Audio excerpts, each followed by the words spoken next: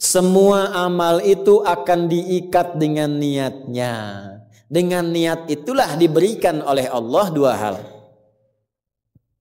Satu, berpahala atau tidak.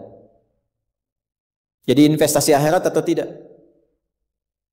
Yang kedua, kesungguhan kita untuk mencapai itu. Jadi Bapak Ibu ini punya pekerjaan nih, ya. Serius tidaknya tergantung motivasi niatnya.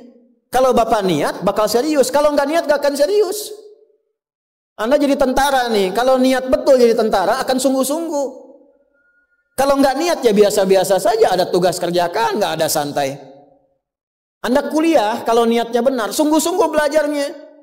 Duduk paling depan, dengarkan dengan baik, catat, nggak paham nanya. Makanya masuk dengan keluar beda. Masuk belum paham, keluar sudah paham. Ini duduk, masuk kelas, duduk di kursi barisan belakang. Duduk di kelas, bangku deretan belakang. Gitu kan, di dalam kelas penuh dengan obrolan. Dengan pikirin.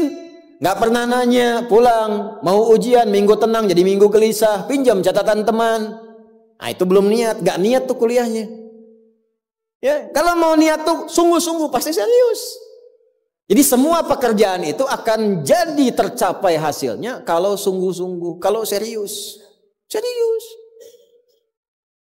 Ya, jadi kalau melamar sekali ditolak, kedua kali, terus, 3 kali, 4 kali.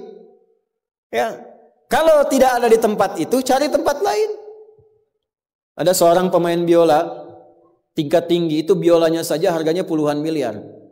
Kalau sekali konser, itu tarifnya, tarif konser biola itu bisa di atas 1-2 miliar. Tiba-tiba dia coba iseng ngamen di pinggir jalan.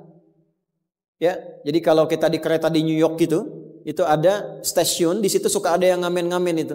Iseng beliau ngamen, gak ada yang tahu kalau itu pemain biola termahal di dunia. Begitu memainkan musiknya, bagus musiknya, yang dikasih cuma recehan. Sekian sen. Dapatnya berapa? Ya cuma sekian dolar, 4-5 dolar aja. Padahal ini kalau manggung tarifnya bisa 2 miliar. Tapi analisis komentarnya sangat luar biasa. Ternyata manusia itu, perhatikan, kalau ingin sukses harus pandai menempatkan diri. Dia dihargai murah itu karena di tempat yang memang tidak mengetahui siapa dia. Ketika dia menempatkan diri pada tempatnya, maka berharga nilainya di hadapan Allah. Jadi kalau Anda di satu tempat dianggap tidak bernilai, cari tempat lain. Mungkin di situ bukan tempat yang layak bagi Anda untuk menunjukkan siapa Anda. Tapi mesti serius. Itulah sebabnya ada sa'i. Apa itu sa'i? Ayo rali-rali kecil. Terus lari-lari besar apa? Maraton. Sa'i dari kata sa'a, artinya sungguh-sungguh, serius mencapai peluang, naik ke atas bukit untuk melihat dengan jernih ke rahmah, ya. Lihat dari sofa sampai marwah dengan sifat rahmah. Marwah itu puncak tertinggi yang ingin diraih. Maka gunakan dengan sa'i, sungguh-sungguh serius. Kalau lihat peluang kejar walaupun dengan berlari. Kalau nyampe nggak ketemu, balik lagi. Walaupun sampai bolak-balik. Pada akhirnya pasti ditemukan yang cocok dengan kita. Sungguh-sungguh. Nah ini Jadi kalau Anda ingin serius, ingin sukses, ya, mencapai sesuatu apapun serius. Yang sekolah serius nih. Ya. Perwira-perwira masuk mau sekolah serius. Ya, jangan mengandalkan joki. Ayo serius supaya ilmunya benar. Ya, urutkan. Anda juga sama nih yang di kampus-kampus dan sebagainya tuh. Ya, kuliah yang betul. Kan mau Indonesia emas tuh 2045. Bagaimana bisa dapat emas kalau nggak sungguh-sungguh? Itu yang kemarin PON tuh. Kalau nggak serius nggak dapat emas. Nah, yang kedua begini. Kalau cuman pakai yang pertama, yang belum beriman pun dapat itu. Terus faedahnya kita beriman apa? Ya, gini ya. Ini ada yang belum beriman, non-muslim. Kerja serius. Anda sudah beriman, kerja serius juga, sama-sama serius. Dua-duanya sukses. Lalu manfaat imannya apa? Tuh. Ini untuk menjawab pertanyaan begini, Pak abdi teh muslim. Nah, non-muslim teh tiasa sukses, kaya, abdi teh kaya. Saya sholat tapi nggak kaya-kaya. Nah, itu pertanyaan yang salah. Supaya kaya itu penyebabnya bukan sholat, tapi serius, sungguh-sungguh. Kalau sungguh-sungguh kerja, sukses. Sungguh-sungguh belajar, sukses. Sholat itu, nah ini mendampingi kesuksesan dengan keberkahan. Kalau ingin berkah, sholat. Ingin nyaman, sholat. Sholat mendesain kesuksesan itu melahirkan falah, kebahagiaan yang mendamaikan. Makanya falah dalam bahasa Inggris definisinya success and happiness. Sukses dan bahagia. Balik ke sini, ke hadis tadi. Lalu apa manfaatnya di situ huruf ba itu? Niat itu apa? Merubah rutinitas menjadi ibadah. Ini yang mahal. Nih Pak, gini Pak ya. Bu. Ini apa Bu? Gelas. Isinya air. Fungsi air itu menghilangkan haus. Caranya minum. Tiap hari kita itu minum. Sesuatu yang dilakukan terus-menerus namanya rutin. Disifati jadi rutinitas. Minum itu rutinitas. Tidak minum bahaya buat ginjal. Minum kita. Tapi yang kedua begini. Gimana caranya rutinitas itu jadi ibadah? Tuh, minum tapi jadi ibadah. Apa fungsinya ibadah? Supaya dapat bekal. Bekal buat apa? Bekal buat pindah. Pindah kemana? Pindah ke alam baru ketika meninggalkan dunia. Siapa yang akan hidup selamanya di dunia? Ayo angkat tangan. Gak ada. Orang terkuat di muka bumi Firaun. Jaringannya luas, tentaranya banyak, hartanya melimpah, supportnya tinggi. Tapi sefiraun-firaunnya tewas juga. Selesai. Nah, artinya apa? Kita akan meninggalkan ini karena kehidupannya sementara. Karena itu bagi orang yang sudah meninggalkan dunia, disebut diumumkan telah meninggal dunia. Nah kita punya iman kalau meninggal pindah kemana? Kan ditanya. Akal kita kan bertanya, ini pindah meninggal dunia, meninggalkan dunia pergi kemana? Kan belum pernah ada yang punya pengalaman ke situ balik lagi. Oh abdi tadi kadinya wih doi, nggak ada. Ya. Harus terjawab. Kalau tidak terjawab bingung kita ini. Harus terjawab. Yang bisa jawab itu siapa? Yang menciptakan kita. Tanggung jawab. Harus memberikan keterangan. Karena itu kalau ada kitab suci menerangkan dengan sempurna. Setelah di dunia ke sini keadaannya begini, bekalnya begini, dari situ ke sini prosesnya begini. Ini menunjukkan kitab suci itu benar dan sumbernya dari Sang Pencipta. Dan berita baiknya, alhamdulillah, alhamdulillah, silahkan riset, silahkan komparasikan secara ilmiah, riset. Hanya Al-Quran yang menerangkan itu dengan sempurna. Dari dunia pindahnya ke sini, alamnya disebut dengan kubur, pemisahnya disebut barzakh. Di dalamnya ada begini, dijelaskan oleh Nabi rinci. Kalau begini begini, kalau begitu begitu. Selesai itu nanti bertahap seperti ini, terjadi kiamat begini, rinci. Kalau itu karya manusia, mustahil ada satupun manusia yang bisa berbuat seperti itu. Kita mau pindah nih, sekarang kita pakai logika yang betul. Hukum pindah itu harus bawa bekal. Ini yang ngaji semua di sini, enggak semuanya orang Bandung, orang Jakarta, tuh. Ya, Soreang mana Soreang? Masih subuh nanti pas maghrib Soreang tuh. Ya, Purwakarta, mungkin kan? Ini enggak semua orang Bandung ini. Apakah Anda bisa nyampe ke sini kalau nggak ada bekal? Dari Bandung mau ke Jakarta mesti ada bekal. Beli tiket pakai kereta api cepat. Ya, kereta cepat, wush, tiketnya bekal. Pakai pesawat, bekal. Hukum mengatakan setiap pindah tempat mesti ada bekal. Ini Anda, saya, kita mau pindah dari dunia, minimal transit, ya, waiting roomnya di alam kubur. Mau pindah, pertanyaannya bekalnya apa? Kan pindah tempat. Semakin berpindah tempatnya, semakin beda hukumnya. Ini kita di Indonesia mau transit ke Malaysia, apa dikira mata uangnya sama? Tidak, hukumnya pun nggak sama. Orang Indonesia ke Singapura, hukumnya beda. Oh bisa rapi, di jalan rapi, nggak ada buang sampah sembarangan, gitu kan? Pulang lagi ke Soreang, nggak bala deui, gitu. Hukum beda, ketatnya nggak sama. Ke Amerika lebih jauh lagi, nggak laku rupiahnya, tukar dulu dari sini, baru dolarnya nyala. Pindah tempat beda hukum. Toilet di kota Bandung dengan toilet di Lebak Bulus bisa beda. Ya. Nih Bang, 1.000. Kok 1.000 Bang? 2.000. Biasanya juga 1.000. Anda di mana? Lebak Bulus. Sini Bandung Pak. Ya, bisa beda hukum. Maka Anda jangan berharap di alam kubur itu hukumnya bisa sama dengan hukum di dunia. Pasti beda.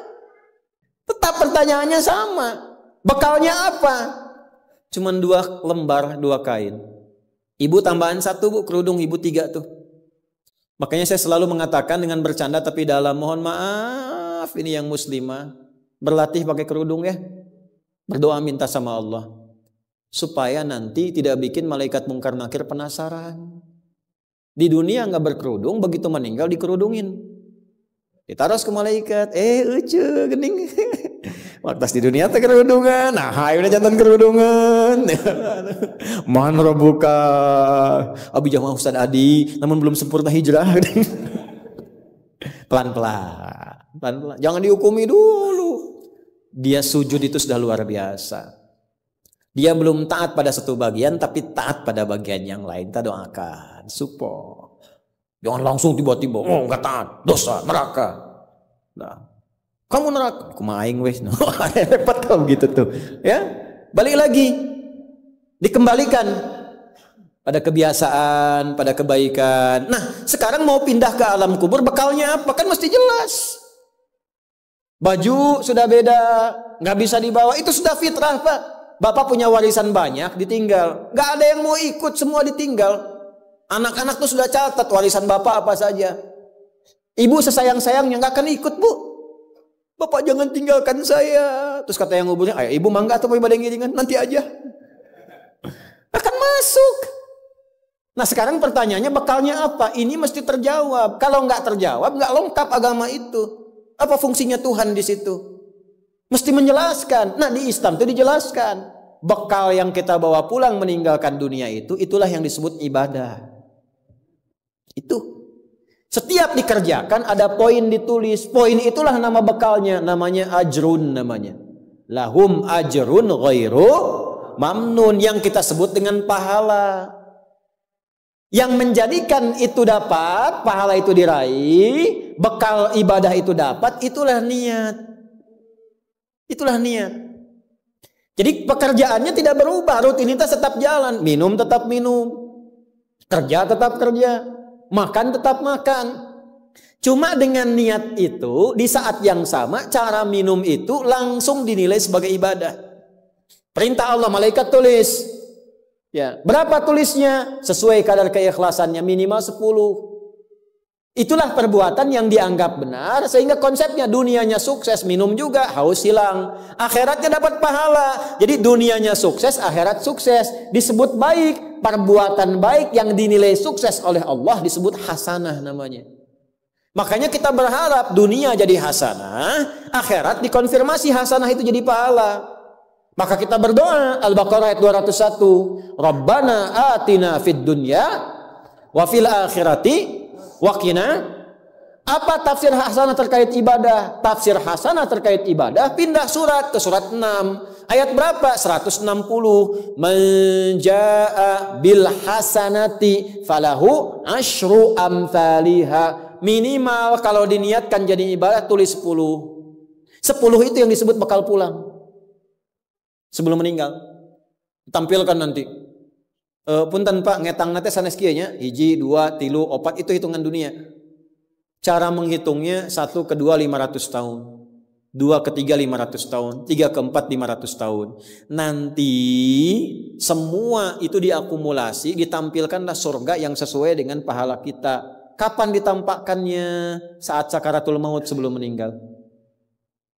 Sifat ibadahnya disebut, sifat orang yang rajin ibadah disebut abdun, jamaknya ibadun. Ketika mau meninggal ditampakkan, karena ditampakkan tenang dia. Nyawanya tenang, jiwanya nyaman. Sifat jiwa yang dilatih ibadah, saat latihan disebut tumakninah.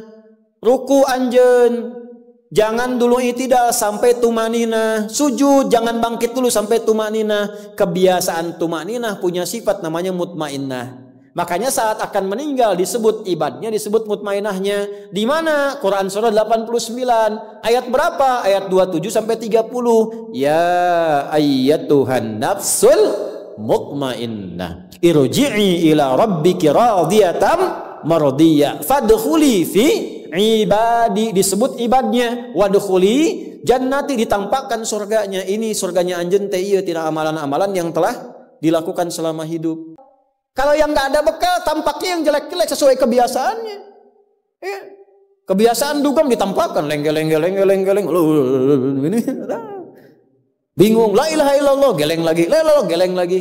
Yang biasa tahlil, biasa ngaji, wafat sesuai kebiasaan, sesuai ajalnya. Tampak. Nah, sekarang untuk mencari bekal itu bagaimana? Niatkan menjadi ibadah. Itu fungsinya itu mahal. Pembuktiannya setelah meninggal. Kalau bapak nggak percaya, ibu nggak percaya, dipertanyakan imannya. Silahkan saja nanti lihat setelah meninggal. Ya, cara merubahnya bagaimana? Nanti ada 3 bagian. Karena itu kata Imam Syafi'i, hadis ini sepertiga ilmu. Ilmu itu dipraktikkan lewat amal, makanya hurufnya sama. Ain, lam, mim saat belajar. Ain, mim, lam ditukar, lamnya ke belakang, mimnya ke tengah. Saat diamalkan hurufnya sama. Orang yang mengerjakan itu ain pakai alif, lam dan mim, alimun. Tempatnya alamun, tanda-tanda orang itu kenal Allah, maka dia pakai ilmu. Ilmunya dia amalkan, hurufnya sama semua. Ilmun, amalun, alimun, alamun. Allah disebutnya apa? Rabbil alamin, jama alhamdulillahi rabbil alamin. Jadi kalau kita pakai ilmu, gunakan. Begitu digunakan, tuliskan pahalanya. Kata Imam Syafi'i, hadis ini sepertiga ilmu. Karena ilmu itu ada 3. Ilmu tentang lisan, ilmu tentang perilaku tubuh bagian luar, ilmu tentang hati.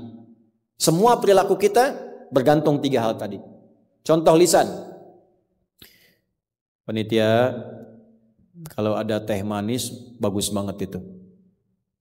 Enggak, ini contoh, bukan minta. Enggak, ini saya sudah ada minuman, enggak usah bikin teh manis. Contoh aja, contoh, ya. Kalau ada teh manis bagus banget itu. Itu lisan.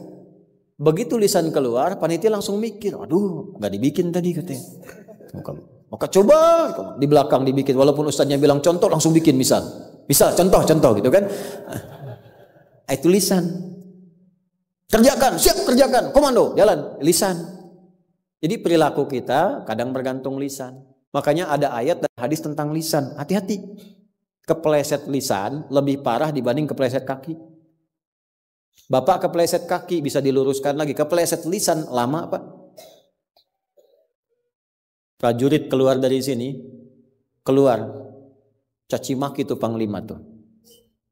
Jangan dipotong videonya ya. Contoh ini mah, contoh. Kepleset lisannya, selesai karirnya. Kepleset kakinya, masih bisa berjalan.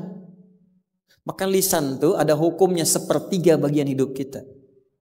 Kedua nih, ujung kepala sampai ujung kaki, tangan bergerak, kaki melangkah. Hati-hati. Itu semua ditentukan oleh apa? Nih kolbu, amalan hati. Bapak tahu dari mana kalau orang yang senyum itu senang pada Bapak? Bagaimana taunya? Boleh jadi dia iri hati, di hatinya itu ada sesuatu.